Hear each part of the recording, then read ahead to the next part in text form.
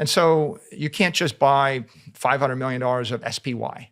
And even if you did, there's then practical consideration, which is if you told all your investors, we just took all this money and invested in the SPY, their response would be, well, there's nothing special about that. That's the most conventional strategy you could pursue. A 12-year-old could do the same, give us the capital back. So we discovered the idea of gold, and then we thought about it. We decided that digital gold would be better than gold. If we could get all the benefits of a non-sovereign store of value, bearer instrument that's hard money, and if we could combine it with all the benefits of Apple, Google, Facebook, Amazon, a big tech global dominant network, putting the idea of technology investing with the idea of hard money investing together in the year 2024, it struck us as being a reasonable strategy. And at the time, it was really the only reasonable strategy. We're either going to give the money back to the shareholders, and that's a fast death. Give the money back, decapitalize, have no assets, right? Once you lose your financial capital, you're going to lose your human capital. Because if you have no money on the balance sheet, and if your business has no volatility, the options have no value, stock options have no value, you can't overpay the employees, you don't have the cash. And so you're probably going to lose the employees, and then 3 to 6 years later, the product's not going to be competitive. So the fast death wasn't all that appealing. If you're going to do that, you might as well just sell the company. The slow death is sit on $600 million in cash, which, we could run at an operating loss for 20 years with that much cash, but you're just waiting to die, right? It's like you're not going to beat Microsoft and Amazon and Facebook and Google. That's like holing up in your citadel while that army's outside. They're just going to starve you to death. And okay, I've got 7 years of food in my citadel, but while I'm sitting here and for 7 years, they're going to burn all my fields, dam my water supply and take over the rest of the world. And when I come out in 7 years, people will have forgotten me. So that's no good.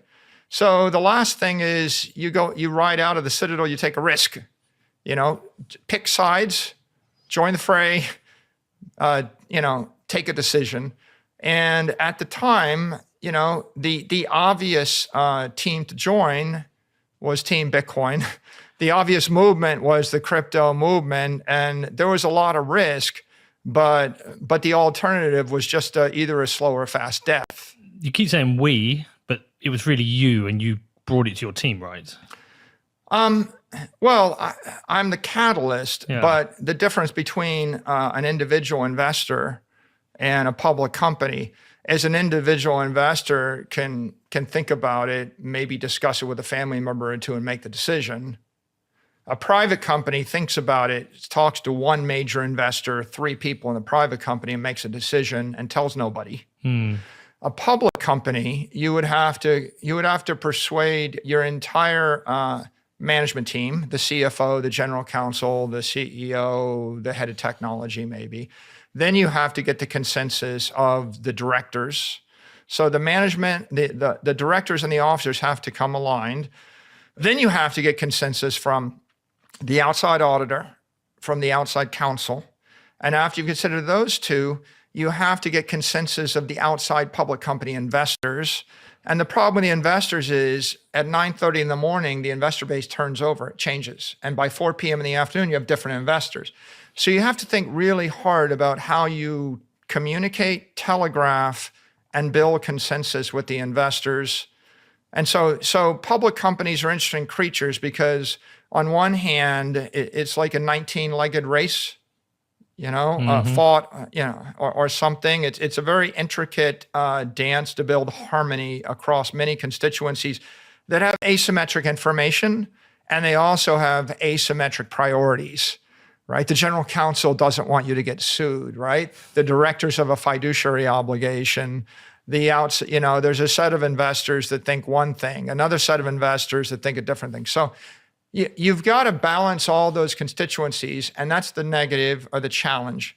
But the positive is when a public company does something, it does it big, right, in size. So when we finally did something, it was a $250 million acquisition of Bitcoin.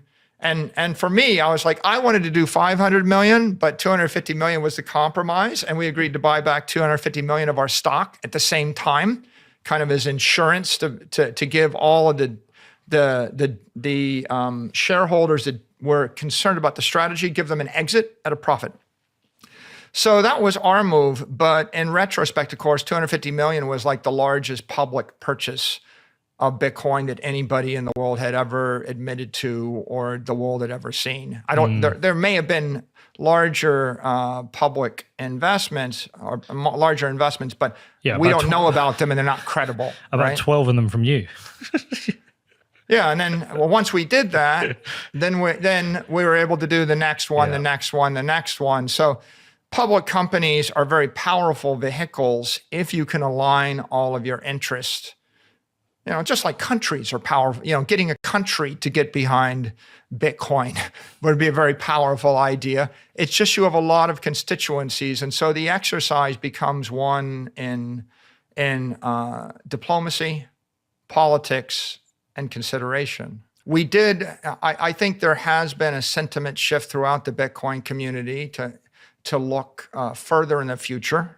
I think there has been a positive sentiment shift in media, in the financial, television networks. It used to be people lamented nobody talked about Bitcoin or they talked it as scammy. And I think we legitimized Bitcoin as an asset class with CNBC and Bloomberg and Fox. And I think a lot of private companies got very heavily involved. I get letters from people that are private investors, and also everywhere I go, I meet somebody that says, "Oh, I watched one of your videos, and I finally got Bitcoin, and I started buying heavily." So a lot of private investors, a lot of families, a lot of private companies, and like my first podcast with Pomp, he always had this question. At the end of the day, he'd ask a question. He goes, and I watched his previous podcast, and I noticed he always said, "So do you have a question for me?" And I looked at that and I thought, yeah, I'm gonna have a question for him. So in my first podcast with Pomp, what my first question was? My first podcast, my first question, and Pomp was the most influential podcaster in the Bitcoin space. I said, that is debatable. At the time. Still debatable. Okay. I thought. No, you messaged me and I was like, who is this guy? And I ignored it. And then you went on Pomps. I was like, shit. Yeah, I mean, I messaged a lot of people the day we bought $250 million of Bitcoin, and like half of the OGs ignored me. Yeah. But I'm on Pomp's podcast. He says, "You have a question for me?" And I said, yeah, I noticed Jack Dorsey likes Bitcoin. He tweets about it. He seems to really appreciate the value of it. He runs a publicly traded company, Square. Do you want to join forces with me? And let's go ask Jack if he'll buy some Bitcoin. And Pomp goes, that's kind of interesting. And then a few weeks go by, maybe a month go by, and Square announced that they bought Bitcoin. Yep, I remember. And that was a game changer. I thought, at the point they did that, I thought, we're good now. We're going to win. Like that was the point at which I thought we're going to win. Two public companies took a position, and then when Elon came along and Tesla bought Bitcoin, that was three public companies, and perception of Bitcoin in mainstream media, I mean, it's crossed the front page of Wall Street Journal, New York Times, et cetera. So I think we accomplished a lot in those 4 years, but it doesn't surprise me that you don't see 100 or 1,000 publicly traded companies adopting Bitcoin as a primary treasury reserve asset in those 4 years, because I think the modern era, the institutional era of Bitcoin adoption starts January 2024, right? And I think what changed in January 2024 was the SEC approved 10 to 11 spot Bitcoin ETFs. And that started an avalanche. And I think today there's like 24. There's 22 last week, and there were 2 added in London or getting added. So we went from a perception that this was not an endorsed or legitimate asset class at the regulatory level. And someone could have said, I think the SEC is going to ban it, or they're going to deem it a security or something. And the world changed by the middle of January. And now it was clear that it wasn't going to be banned. And then at the same time in January, the accounting profession offered fair value accounting. They changed the accounting guidelines and they made it optional starting in January and mandatory next January. So in a regime where it is uncertain whether the administration will deem Bitcoin a commodity or security, and they haven't definitively spoken, and in a world where the accounting profession requires that you adopt indefinite and intangible accounting, indefinite and intangible accounting is the most toxic, prejudicial, discriminatory accounting treatment you can have. If I didn't want you to buy something or invest in something, I would give it indefinite intangible accounting, because that means you can only write it down. You can never write it up.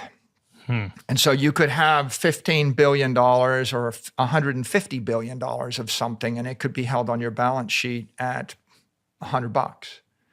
And not only can you not ever acknowledge it, all of your losses under indefinite intangible, they actually infect the P&L. So if a normal company bought $1 billion of Bitcoin and it traded down 30% and then traded up 150%, they would be showing a $300 million operating loss.